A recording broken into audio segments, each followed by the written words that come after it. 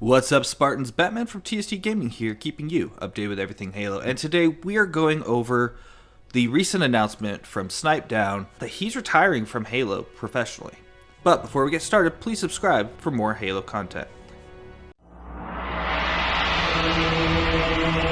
TST Gaming, your destination for all things Halo. Now, while some players may come and go in Halo esports, Snipedown has been a constant ever since the days of Halo 3. He came onto the scene very strong and has just been dominating ever since. It has been a staple that you can come to expect, and his journey has ended with Halo. And for him, I imagine there's a bittersweet moment to this where he can look back fondly and having competed in dozens of tournaments and making a name for himself for over a decade of professional gaming. He can look back and say, I competed in every Halo since Halo 3. First, I just want to say a big thank you to Snipedown for years of memorable clips and gameplay and moments that are so memorable in the Halo game as a whole. But this is what he had to say about it.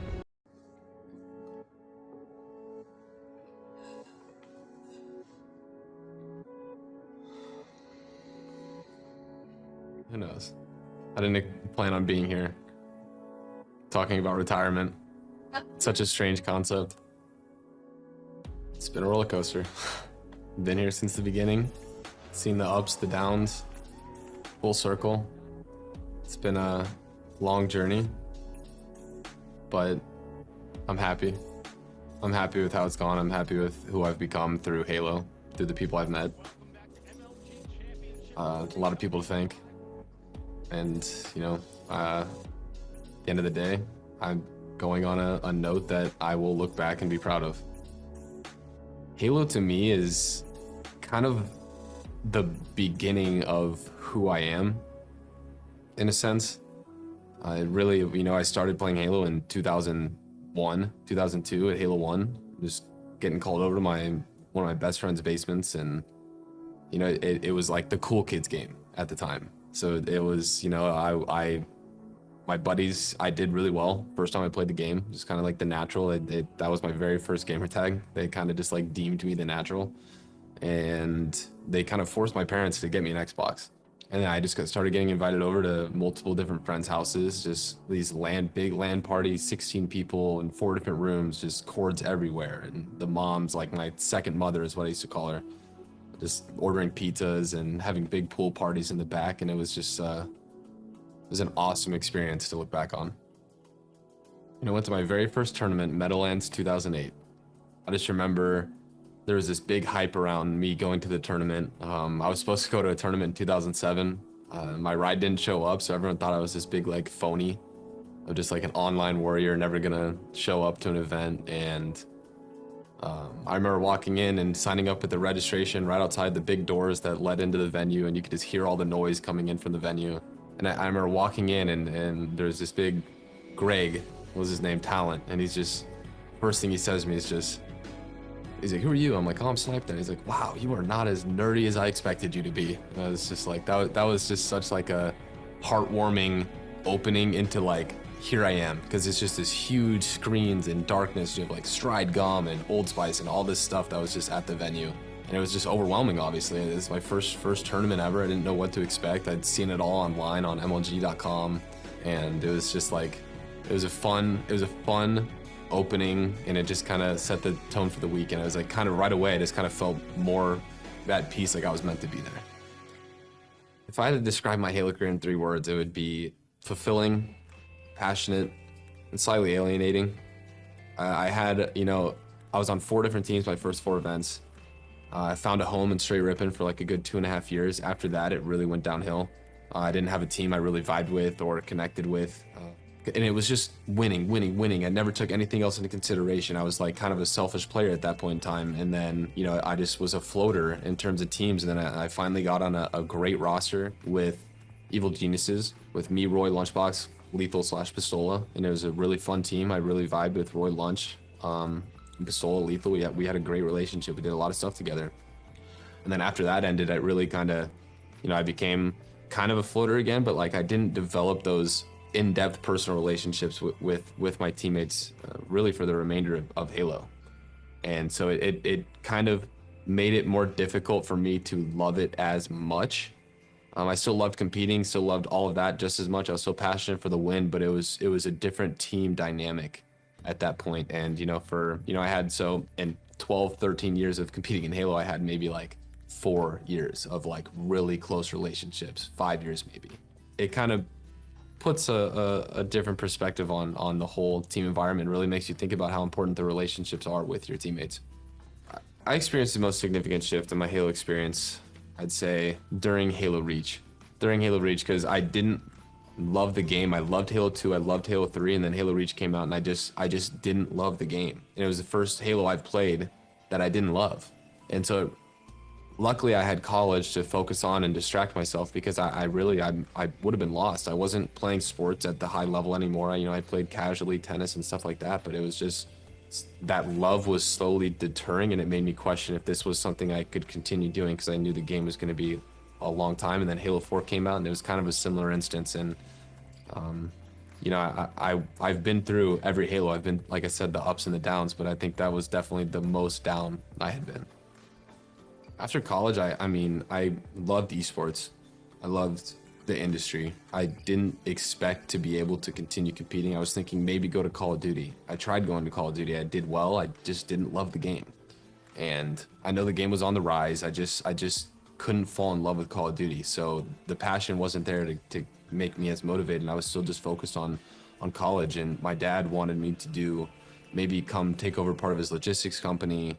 And he kept asking me, when are you going to get a job? When are you going to do this and that? And I never had a good answer to that. And I had never truly felt as passionate about anything other than competing and gaming.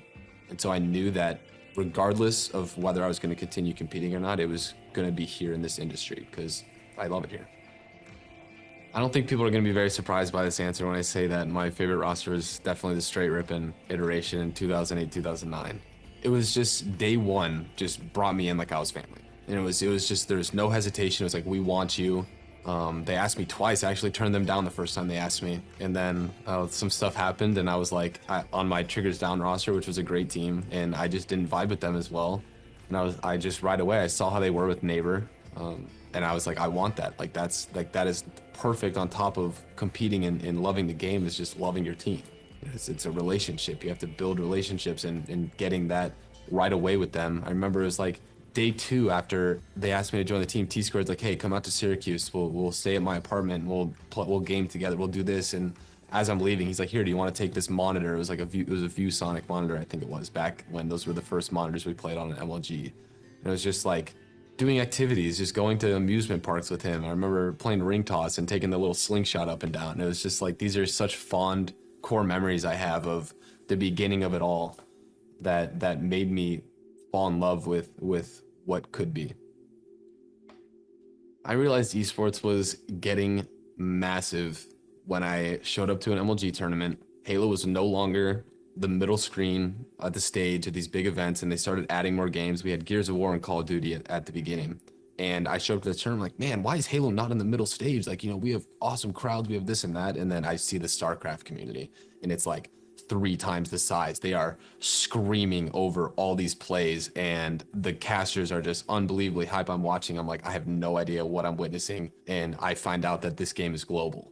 I was like, man, I am in my own little box over here playing Halo, watching this other game. Like, that's what I want. That's what I strive for and thrive for, and I hope we get to that point. Technology back when I was beginning at 16, it was a completely different experience. You're sending voice messages to other people talking trash, and you couldn't just tune into streams, and there was no streams to be watched. So you're really building a reputation for yourself based off of only ranked play. And that's it. No real interaction. No, here, let me watch you play. Like, there was no uploading of your videos, and it's a completely different environment. Even getting recognized in today's esports world is a lot different than it was back then. So I think back in the day, it was a lot harder to get recognized, but once you were, it was like, okay, this is the guy. Esports back in, when I first started, it wasn't developed. It was, you're going as a hobby. It was a hobby to want to be the best and just show up to these tournaments. And that's what got me to start competing in the first place, was people telling me I couldn't do it or I couldn't be great. And tournament first place was $20,000, and you're practicing for 2.5, 3 months to go to this one tournament and to get first place for $5K each. And you look at today's prize pools, and that's like not sustainable. But back in 2008, 2010, you make 5K, and you're like, yes, I'm rich. And it was just like, it was for, and it still is to me, the win. It's for the win. And I've told myself I'd never keep competing just for the money. It's great and all, but if you aren't fully in it for the thrill of winning, then I feel like you're in it for the wrong reasons. Competition definitely fueled me the most. I've played sports my whole life growing up. I loved every second I played soccer, basketball, tennis, baseball, football. I learned which ones I liked, which ones I didn't. And breaking my arm when I played football actually was kind of what got me headfirst into video games. I was really upset that I was not able to play sports. I was a starting wide receiver on my team. And second game, just break my arm. I can't play the rest of the season. And I was like, well, I just kind of like secluded myself in my basement and my cast on, just like playing video games nonstop. And that's really what propelled me into becoming a great player. And that was right at the beginning of Halo 2. And so Halo 2 is just the greatest online experience that I've had as a gamer. I think I look back and I think that to this day is still the most fun I've had playing any video game. What will I miss the most? There's so many things. It's strange, but I feel like I'm exiting my childhood. So I feel like it's like childhood. It's just this step of what's next. And there's no like latching on. Like here it was. It's like, all right, where are we headed? Well, you know what they say. When one door closes. After having been in Halo esports for a long time and now leaving, there's no doubt that he has left a lasting impact on esports. Not too long ago, Halo came out and did a top 25 series where they ranked the top 25 players of all time, and Snipedown placed in 6th. And just to be even on that list is such a huge deal to be able to claim I'm considered to be one of the top 25 players of all time in the game. And that's him doing it consistently for years. It wasn't just like, oh, hey, he did this for a minute and he was really good at it. He's basically been playing through the ages, and as he stated, through all the ups and downs of the franchise and esports in general, through multiple different tournament venues and different organizations themselves, starting as far back as MLG and ending in HCS. And it sounds like he's ready to move on, and I think that's going to be a good thing for him. Now, I do want to say this leaves E United, who he was on loan to from FaZe Clan after Spartan left, kind of empty, the roster. So after Spartan left, E United got Suspector, who I actually found to be very entertaining of a player when we were watching him at Worlds. But now that Snipedown is gone, the real question is, where does the team go from here? They have an empty spot. Could this be the comeback of Pistola, who's been a free agent for a while now? Time will tell, but I really do think that whoever they get, it's got to be somebody good, because this is a top tier team and needs to be to keep them up there, and I think Pistola is the guy to do that. Now, as far as what does life after Halo look like for Snipedown, still a member of FaZe Clan, he's going to be moving from Halo to Apex Legends. Let us know what your thoughts are on Snipedown leaving, where this leaves E United. Could there be room for Pistola, or would you like to see somebody else join the E United roster? If you like this video, please like and subscribe. Thank you for watching TST Gaming, and until next time, just play.